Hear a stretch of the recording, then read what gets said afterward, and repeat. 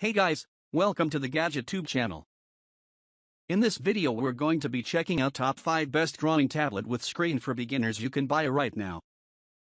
I made this list based on my personal opinions and our research, and I've listed them based on quality, features, and I've included options for every type of consumer. So whether you're looking for best graphic design drawing tablet, have the products for you. If you want more information and updated pricing on the products mentioned, be sure in the description below. Also, make sure you subscribe to stay up to date with the latest technology reviews video. Okay, so let's get started with the video.